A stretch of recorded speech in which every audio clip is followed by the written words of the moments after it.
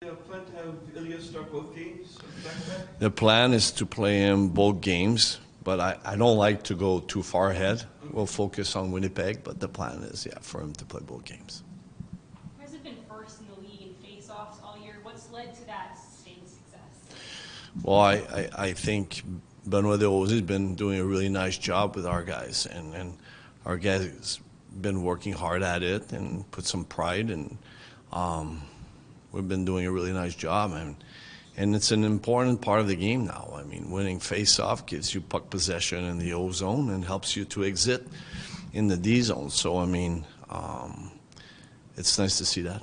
When you and your staff put Casey with JG and Simon, just what was the thought process there? We thought, when we talked to the coaching staff, we thought that would be good energy. I mean, they all brought something different. Casey is a guy that skates well and brings energy, and Pager is smart, reads plays, playing well defensively, and Simon has been outstanding. I mean, from the start to even when he came back from his injury, he's been playing really well. So, all this to say that I am very comfortable when they're on the ice in a way that they could play against any line, and if it's the top line, that's fine, and actually I like it. So, I mean, it's when you hit teams that say, when we played Colorado example, McKinnon play over 20 minutes or 25 minutes. I mean, same thing with Kucherov when we played Tampa. So it's a lot for one line. So knowing that line could do the job, I mean, really helps a lot. What's impressed you the most about Gacom's? I know he's a physical guy, but he's also bringing the offense as well now too. You say it, his physicality. I mean, it's refreshing to see this. I mean, a guy that finishes checked all the time, and someone that drives the net, and reliable defensively, but his physicality is his number one asset. I mean, when he plays like this, finishes check, you know how it is. I mean, sometimes you miss a guy, but you hear the little bang, the board, the glass, and next one you might move the puck a little quicker. And sometimes just the fact that line really does a good job in a way that Kyle and him, I mean, they bring the puck, they have some possession. Sometimes, I mean, it's nice to just change bring the tempo back on our side, the momentum on our side, I was trying to say. Talking to McLean, I don't think he was too happy with this first half and how it was going. How much do you think it benefits him playing with a guy like Gacom to really get him going consistently as well?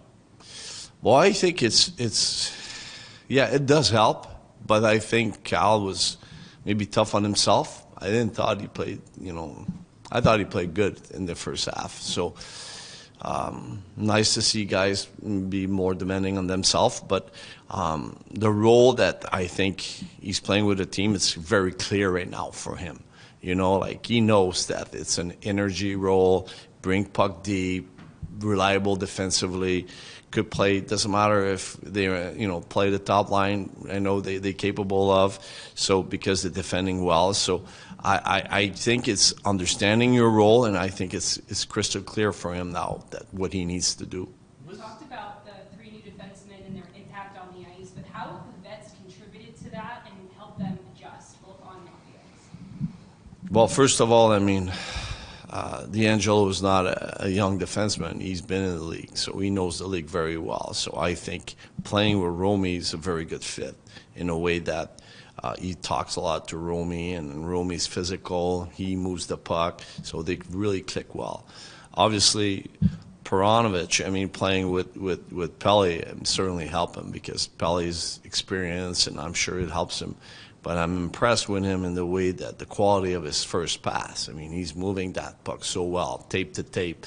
It's rarely not on the tape, and he plays north, which is great, and I think it helps Pelly as well. So, and Bovis, I mean, I think I watched him this morning on the power play. I mean, he's got like really good skills. I mean, he's moving the puck well. He's a very offensive mind guy, but at the same time, I think Silvera 5 and with the Panthers, they did a nice job with him. I mean, I thought he defended very well as well. All these three new defensemen, they're maybe undersized, but I guess how important is just having a strong hockey IQ when you're not physically? It doesn't matter if you're undersized as long as you don't know you're undersized, you know, and I think these guys don't know.